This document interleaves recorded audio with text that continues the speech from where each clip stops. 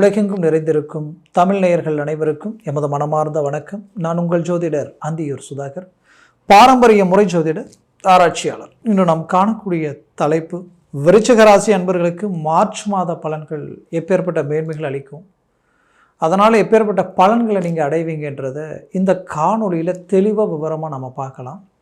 நம்ம சேனலை சப்ஸ்கிரைப் பண்ணாதவங்க பண்ணிக்கோங்க, பெல் பட்டனை கிளிக் பண்ணி ஆல் ஆப்ஷனை கொடுத்துக்கோங்க. அப்போ தான் அடுத்தடுத்த காணொலிகள் உங்களை உடனடியாக வந்து அடையும். விருச்சிக ராசி அன்பர்கள் பார்த்திங்கன்னா, உங்களுடைய ராசியினுடைய ஆதிக்கம் செவ்வாய் பகவானுடைய ஆதிக்கம். இந்த செவ்வாய் பகவானுடைய ஆதிக்கம்ன்றது ஒரு காலப்புருஷனுக்கு 8ஆம் வீடு. அது ஒரு மறைமுகமான இடம் சொல்லுவோம். எப்போவுமே இந்த 8ஆம் வீடு எப்படி இருக்குன்னா, மற்றவங்களுடைய வளர்ச்சிக்கு பின்னாடி நீங்கள் இருப்பீங்க. ஏதோ ஒரு விதத்தில் மற்றவங்களை அடுத்த கட்டத்துக்கு கொண்டு போகக்கூடிய இடத்துல நீங்கள் இருப்பீங்க. அது மட்டும் இல்லாமல் உங்களோட யார் இருந்தாலும் உங்களுடைய பேச்சும் திறமையும் ஆற்றலால் அவங்கள இன்னும் அடுத்த கட்டத்துக்கு கொண்டு போயிடுவீங்க. தன்னம்பிக்கை கொடுக்கறதுல டாப் லெவலில் ஒரு நல்ல இலக்கை உருவாக்கக்கூடிய அருமையான அமைவு கொண்டவங்க. ஏன்னா செவ்வாய் பகவான் யாருன்னா காக்கக்கூடியவர், ஒரு போர்படை தளபதின்னு சொல்லுவோம். அதே நேரத்தில் பார்த்திங்கன்னா, எந்த ஒரு விதத்தில் இருந்து மற்றவங்களை காக்கக்கூடிய ஒரு ஆற்றல் மட்டும் இல்லாமல் மற்றவங்களுக்கு ஒரு பிரச்சனைனா முன்னாடி போய் நிற்கக்கூடியவங்களும் இவங்க தான். இன்னைக்கு வரைக்கும் உங்களால் வாழ்ந்தவங்க இருப்பாங்க, கெட்டவங்க யாரும் இல்லைன்னு சொல்லலாம். அப்பேற்பட்ட ஒரு நல்ல குணமும் எண்ணமும் தெய்வ சிந்தனையும் கொண்டவங்க. ஆன்மீக தெய்வ சிந்தனைகள் எப்போவுமே அதிகமாக உங்களுக்கு இருக்கும். ஏன்னா உங்களுடைய 2ஆம் பாவாதிபதியும் 5ஆம் பாவாதிபதியும் குரு பகவான், உங்களுடைய பேச்சுக்கு மதிப்பு மரியாதை இருக்கும். நீங்கள் ஒரு இடத்துல பேசுனீங்கன்னா அந்த பேச்சு அங்கே ஒர்க் அவுட் ஆகும், எடுபடும். அது மட்டும் இல்லாமல் உங்களுடைய ராசிக்கு 7ஆம் பாவாதிபதி சுக்கிரன், இந்த சுக்கிரன் உச்சத்தில் இருக்கார். இப்போது இந்த உச்ச சுக்கிரனால நீங்கள் சினிமா துறையிலையோ ஏதாவது அந்த பிரபலமான ரீதியில் நீங்கள் தொழில் செய்கிறீங்கன்னா இது உங்களுக்கு உகந்த ஒரு நேரம் தான். ஏன்னா சுக்கிரன் அவர் இருக்கிற இடமே உங்களுக்கு 5ஆம் பாவத்தில், 5ஆம் பாவாதிபதியும் ப்ளஸ் 7ஆம் பாவாதிபதியும் பரிமாற்றத்தில் இருக்காங்க. இப்படி பரிமாற்றத்தில் இருக்கிறவங்க ஒரு நல்ல ரிசல்ட்டை கொடுக்கக்கூடிய அருமையான அமைவு. குருவும் சுக்கிரனும், அசுர குருவும் தேவ குருவும், இந்த அமைவு பார்த்திங்கன்னா ஏதோ ஒரு இடத்துல ஒரு டர்னிங் கிடைக்கும். அந்த டர்னிங் உங்கள் லைஃப்பில் பெரிய லெவலில் ஒரு நல்ல வளர்ச்சிக்குரிய பாதையை உண்டாக்குற ஒரு நிலை இந்த சுக்கிரனால் உருவாக்கப்படும். அது எங்கே எப்படின்றத விட இந்த மார்ச் மாதத்தில் முழுமையாக அதற்குரிய பலன் இருக்குது. ஏன் இது இவ்வளோ ஸ்ட்ராங்காக சொல்லணும், உங்களுடைய 10ஆம் வீட்டிற்கு அதிபதி, தொழில் வேலை சார்ந்த இடத்திற்கு அதிபதி சூரியன் உங்களுக்கு எங்கே இருக்காருன்னு பார்த்தீங்கன்னா, உங்களுடைய 4ஆம் பாவத்தில் 15ஆம் தேதி வரைக்கும், 5ஆம் பாவத்தில் பார்த்தீங்கன்னா அவர் 30ஆம் தேதி வரைக்கும் இருப்பார் இந்த மார்ச் மாதத்தில். அப்போது 4ம் ஓகே, 5ம் ஓகே. 4 அந்தஸ்து, மரியாதை, செல்வம், செல்வாக்கு சார்ந்த இடம். அவர் அந்த இடத்துல இருந்து அவர் சுய வீட்டை அவர் பார்க்குறார். அது உங்களுக்கு பெரிய ஹைலைட். 5ஆம் பாவம்ன்றது என்னன்னு பார்த்தீங்கன்னா, அவர் அந்த இடத்துல இருந்து உங்களுடைய லாபஸ்தானத்தை பார்க்குறார். அப்போது தொழில் ஏதோ மாற்றம் பிறக்கும், வேலையில் ஒரு நல்ல மாறுதல்கள் கிடைக்கும், தான் இருக்கிற இடத்துல இருந்து இன்னும் அடுத்த கட்டத்துக்கு போகக்கூடிய வாய்ப்புகள் உண்டாகும். இல்லைனா செய்கிற தொழில் ஒரு ரெக்கார்டை உண்டாக்கிடுவீங்க. யாருமே செய்யாத அளவுக்கு ஒரு ரிசல்ட்டை கொடுத்துருவீங்க.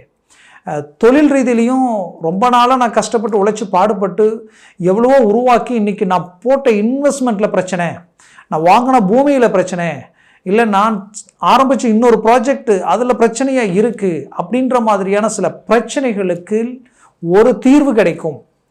அதிலிருந்து மீண்டும் ஒரு நல்ல ரிசல்ட்டை கொடுக்குற ஒரு நேரமாக இது இருக்கும். அந்த நேரம் இது ஆரம்பமாக இருக்கும். இந்த 2025 பெரிய லெவலில் ஒரு ரிசல்ட் கிடைக்கிற அளவுக்கு இந்த விருச்சிக ராசி என்பவர்களுக்கு கிரகப்பெயர்ச்சிகள் ரொம்ப நல்லா இருக்குது. அந்த கிரகப்பெயர்ச்சிகளில் குறிப்பாக இந்த சூரியன் மாதக்கோள்கள் இருக்கிற இடம் ரொம்ப நல்லா இருக்குது. இப்போது உங்களுடைய ராசிக்கு 6ஆம் வீட்டிற்கு அதிபதி 8ஆம் வீட்டில் இருக்கார் செவ்வாய். அவர் உங்களுடைய ராசியினுடைய அதிபதியும். அப்போ ஏதோ ஒரு சில திடீர் அதிர்ஷ்டம் மட்டும் கிடைக்கிறது மட்டும் இல்லை, அதே நேரத்தில் எச்சரிக்கையாக இருக்க வேண்டிய ஒரு நேரம். வண்டி வாகனங்கள் குடுக்கல் வாங்கல், உங்களுக்கு கீழே வேலை செய்கிறவங்க, உங்களுக்கு மேலே வேலை செய்கிறவங்க கிட்ட ரொம்ப கேர்ஃபுல்லாக இருக்கணும். ரொம்ப எச்சரிக்கையுடன் நிதானத்துடன் செயல்படணும். யாரையும் அலட்சியமாகவும் நினச்சிடக்கூடாது. ரொம்ப தலைமையில் நாம் எடுத்து வச்சு அவங்களுக்கு முக்கியத்துவம் கொடுத்து அவங்களை முழுமையாக நம்பி அவங்கள இறங்கிடவும் கூடாது. இந்த ரெண்டுத்துலேயுமே ரொம்ப கவனம் தேவை. அதனால் ரொம்ப எச்சரிக்கையுடன் செயல்படுங்க. ஆனால் சில நல்ல யோசனைகள் உங்களுக்கு வரும், சில அட்வான்டேஜான திங்கிங் உங்களுக்கு வரும். அதை கரெக்டாக யூஸ் பண்ணிங்கன்னா, ஏன்னா உங்களை சுற்றி ஒரு நல்ல பாசிட்டிவ் இருக்குது. ஏன்னா குரு பார்வை டைரெக்டாக உங்கள் மேலே விழுது. அந்த குரு வீட்டிலே சுக்கிரன் உச்சத்தில் உட்காந்து உங்களுடைய லாபஸ்தானத்தை பார்க்குறாரு. அப்போ இது எல்லாமே ஒரு நல்ல பாசிட்டிவ்னா உண்மையை சொல்லணும்னா ஒரு சில வாய்ப்புகள் உங்களுடைய நட்புகளாலேயோ உங்களுடைய சொந்த பந்தங்கள் பழக்க வழக்க ரீதியிலையோ ஏதோ ஒரு விதத்தில் உங்களுக்கு ஒரு சில நல்ல ஆப்பர்ச்சுனிட்டிஸ் வரும். அது உங்களுக்கு ஒரு நல்ல ரிசல்ட்டை கொடுக்கும். குறிப்பாக பெற்ற பிள்ளைகளினுடைய, ஏன்னா 5ஆம் பாவாதிபதி 7ல் நின்று அந்த வீடு பரிமாற்ற யோகத்தில் இருக்கிற பிள்ளைகளினுடைய கல்வி ரீதியில் ஒரு நல்ல மேன்மைகள் கிடைக்கும், நல்ல ஒரு இம்ப்ரூவ்மெண்ட் கிடைக்கும்.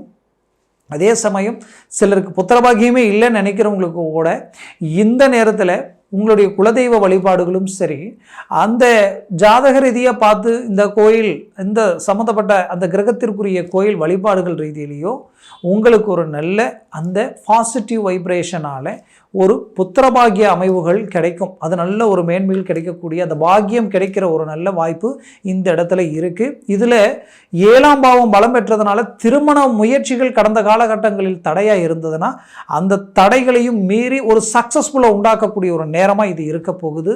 மூவ் பண்ணுங்க. 100% திருமண முயற்சி எடுத்து அந்த திருமணத்தை அமைக்கிறதுக்கு உண்டான ஒரு நல்ல நேரமாக இது இருக்க போகுது.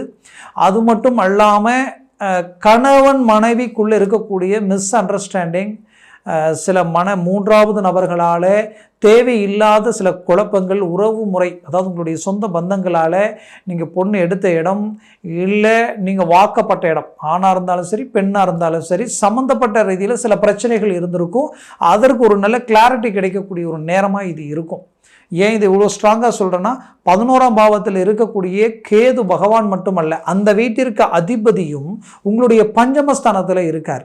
அப்போது 100% எண்ணியதை நிறைவேற்றக்கூடிய நிலை, சக்சஸ் அடையக்கூடிய நிலையும் உண்டாக்கிடும். இதில் பஞ்சமஸ்தானம் பலம் பெற்றால் பூர்வ புண்ணிய சம்பந்தப்பட்ட இடம், பூமி, சொத்துக்கள், அதே போல் தந்தை வழி உறவு முறை ரீதியில் இருக்கக்கூடிய பிரச்சனைகள் நீங்கி ஒரு நல்ல மேன்மை அடைஞ்சு பூர்வீக சொத்துக்கள் கூட உங்களை அடையக்கூடிய வாய்ப்புகள் பிறக்கும். உடன் பிறப்புகளால் இருக்கக்கூடிய சலிப்பு, சங்கடங்கள், வெறுப்பு, வேதனைகள் விலகும். ஏன்னா அர்த்தாசிரம சனியாக இருக்கிறவர் பஞ்சம சனியாக மாறார். அர்த்தாசிரம சனின்றது 4ஆம் பாவம்.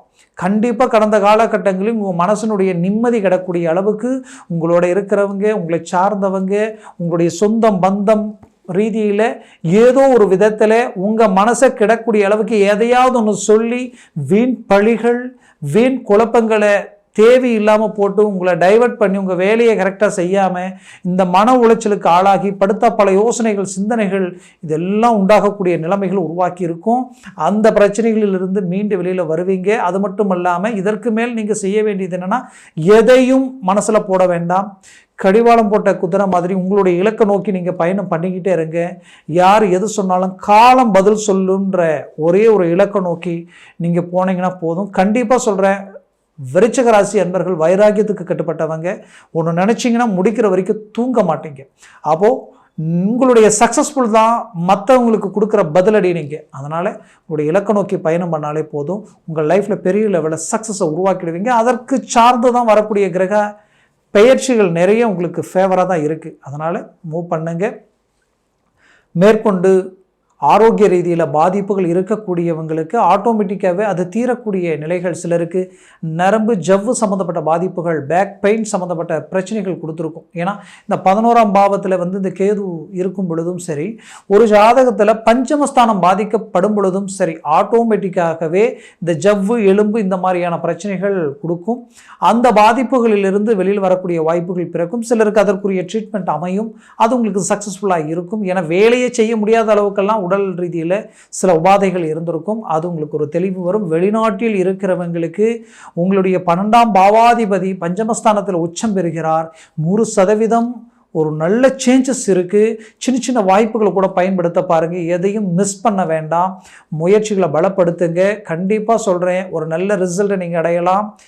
அது மட்டும் இல்லை, விருச்சிக ராசி அன்பர்களுக்கு இப்போ நான் சொன்ன பலன்கள் கோச்சார ரீதியில் சொல்லியிருக்கிறேன். ஜனன ஜாதகத்தில் திசா புத்திகளும் இங்கே எப்படி லக்னம் விருச்சகம் இருக்கோ அதே போல் உங்களுக்கு லக்னம் விருச்சகமாகவும் இருக்கலாம், அது தனுசாகவும் இருக்கலாம், கும்பம், மகரம், எந்த லக்னமாகவும் இருக்கலாம். ஒருவேளை இப்போ ஒரு எக்ஸாம்பிள் கும்ப லக்னமாக இருந்ததுன்னா நிறைய மன உளைச்சல்கள், நிறைய பிரச்சனைகள், இனம் புரியாத வழி வேதனைகள், உங்களை மாதிரி இருந்தவங்க இல்லை, இப்போ உங்களை மாதிரி இருக்கிறவங்க இல்லைன்ற அளவுக்கெல்லாம் பாதிப்புகளை சந்திச்சிருப்பீங்க. அதே ஒருவேளை உங்களுடைய லக்னம் ரிஷப லக்னமாக இருந்தால் டாப் லெவலில் ஒரு ரிசல்ட்டை கொடுத்துருக்கும்.